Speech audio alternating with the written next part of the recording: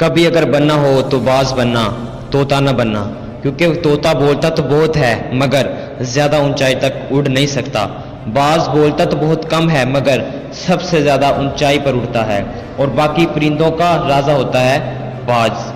آج میں آپ کو 5 ایسے پوائنٹ بتاؤں گا جو ہمیں باز سے سیکھنے چاہیے۔ لائف میں بہت زیادہ لرننگ ہے ان 5 پوائنٹس میں۔ پہلا لیسن، ایگل فلائی الون، باز اکیلا اڑتا ہے اور باقی پرندوں کے مقابلے میں سب سے اونچا اڑتا ہے۔ باز اکیلے اڑے گا مگر کبھی چڑیا اور چھوٹے پرندوں کے ساتھ نہیں اڑے گا۔ باز یا تو باز کے ساتھ اڑتا ہے یا اکیلے اڑتا ہے۔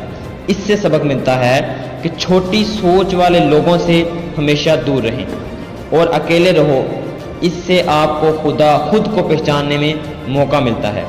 دوسرا لیسن، باز کا ویژن بہت زیادہ کلیئر ہوتا ہے اور بہت زیادہ اسٹرانگ ہوتا ہے۔ باز اپنے شکار کو 5 کلومیٹر دور سے ہی دیکھ لیتا ہے۔ جب اسے اپنا شکار دکھ جاتا ہے تو اسے راستے میں کتنی ہی مشکلات کیوں نہ آئیں وہ اسے حاصل کر کر ہی دم لیتا ہے۔ اس سے ہمیں بہت بڑا سبق ملتا ہے کہ اپنا ویژن کلیئر رکھو اور اسے حاصل کرنے میں کتنی ہی کیوں نہ محنت کرنی پڑے، مشکلات آئیں، پیچھے نہ ہٹو اس باز کی طرح۔ تیسرا لیسن، باز کبھی بھی مرے ہوئے جانوروں کو نہیں کھاتا، وہ ہمیشہ زندہ شکار کرتا ہے۔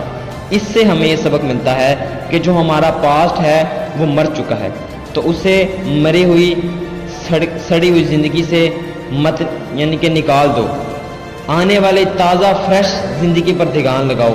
آپ کی پرانی یادیں جو آپ کو تنگ کرتی ہیں ان کو وہی رہنے دو جہاں ان کی جگہ ہے، اور جو پاسٹ کی جگہ ہے اسے حال میں جگہ نہ دیں۔ ایک بار اگر تمہارا پاسٹ پریزنٹ میں آ گیا تو تمہیں کبھی پریزنٹ میں نہیں رہنے دے گا۔ وہ تمہارے ساتھ کتنا بھی برا کیوں نہ ہو، وہ سب یادیں مر چکی ہیں اس باز کی طرح، کہ باز کبھی بھی مری ہوئی چیزوں کو نہیں کھاتا۔ چوتھا لیسن، جب طوفان آتا ہے تو باز بڑا ایکسائٹڈ ہو جاتا ہے، باقی پرندے چھپ کر بیٹھ جاتے ہیں، لیکن باز کو بڑا مزہ آتا ہے اور اونچائی تک اڑ جاتا ہے، اوپر سے اوپر اڑتا جاتا ہے ان ہواؤں کی طرح، اور بار ان ہواؤں سے اوپر اڑتا ہے اور بادلوں سے بھی اوپر اڑ جاتا ہے۔ اس سے سبق ملتا ہے کہ جو مصیبت میں مزہ ڈھونڈے، کسی نہ کہا تھا، کہ مصیبت میں مزہ ڈھونڈے ہے کہ بڑی چنوٹیاں ہی اپنے ساتھ ایک بڑا حسر لے کر آتی ہیں، اور جب تم اس چیز کو پہچان لیا تو ساری مشکلات تمہارے نیچے ہوں گی اور تم ان سب کے اوپر۔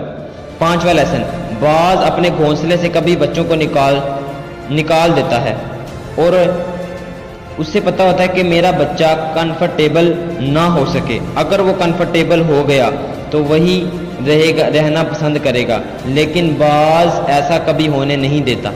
باز ایک پرندہ ہے، اسے بھی معلوم ہے اگر وہ کنفرٹیبل ہو گیا تو آگے نہیں بڑھ سکے گا، اور لیکن ہم انسان ہیں نہ، ہمیں یہ بات سمجھ ہی نہیں آتی کہ اگر ایسا ہوا تو آپ کی لائف اتنی انکمفرٹیبل ہو جائے گی کہ آپ کو زندگی گزارنا مشکل ہو جائے گا۔ کہ اپنی زندگی میں کنفرٹیبل زون کو علیحدہ کرو اور اپنی زندگی کو مشکلات میں ڈالیں، کیونکہ ہر مشکل کے بعد آسانی ہے۔